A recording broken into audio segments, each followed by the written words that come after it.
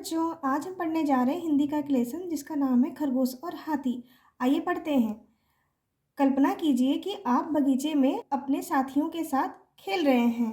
अचानक वहाँ कुछ अन्य बच्चे आ जाते हैं जो आपसे आयु में बड़े हैं। वे आपसे खेल बंद करने को कहते हैं। ऐसी स्थिति में आप क्या करेंगे?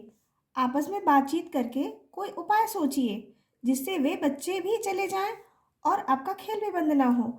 हमारी कहानी के कुछ पात्रों ने स्वयं को कुछ ऐसी ही स्थिति में पाया है। आइए पढ़ें और जानें कि उन्होंने अपनी समस्या कैसे हल की। एक जंगल में एक सरोवर था। सरोवर का अर्थ होता है तालाब। उसके किनारे गीले जमीन पर बहुत से खरगोश रहते थे। उनके बिल जमीन के अंदर थे। वे दिन भर इधर उधर कूदते रहते, नरम नरम घास खाते, रात को अपने अपने बिलों में सो जाते। वे सब बहुत प्रसन्न थे। एक दिन उसी जंगल में कुछ हाथी आ गए। झुंड में कुछ शरारती हाथी भी थे। वे अपनी सूंड से छोटे छोटे पेड़ तोड़ देते और पौधे कुचल देते। हाथियों के बच्चे खेल खेल में एक दूसरे से लड़ते। कभी एक छोटा हाथी नीचे होता, कभी दूसरा। हाथी पानी से बहुत प्यार करते थे।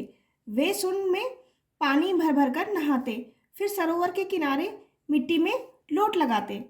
नरम जमीन उनके भार से दब जाती। नरम का अर्थ होता है मुलायम।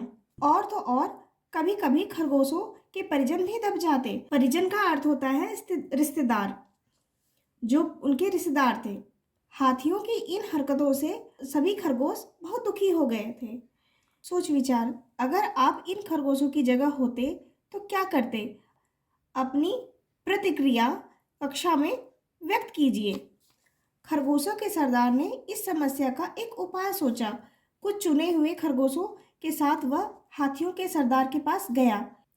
कुछ दूरी पर बैठ उसने अपने हाथ जोड़कर हाथियों के सरदार को नमस्कार किया।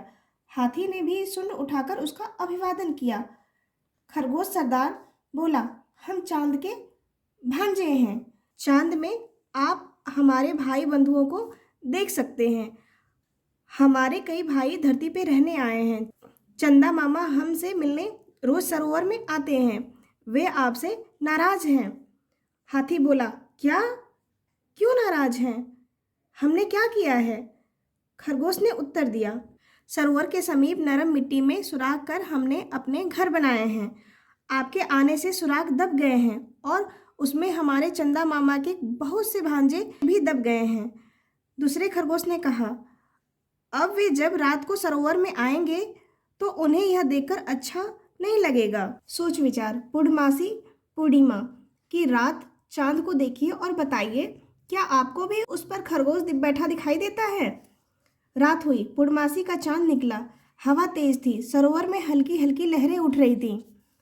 चांद लहरों के साथ ऊपर नीचे हो रहा था। हाथी और खरगोश वहां पहुंच गए।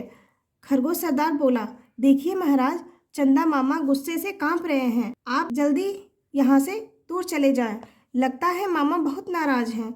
हाथियों के सरदार ने अपने झुंड की तरफ देखा और कहा, चमकते हुए चांद को हमारा नमस्कार। हम अपनी गलती मानते हुए आपसे क्षमा मांगते हैं। हम अभी दूसरे जंगल में चले जाते हैं। अब ऐसा काम नहीं करेंगे जिससे दूसरों को परेशानी हो। अगली वीडियो में फिर मिलेंगे।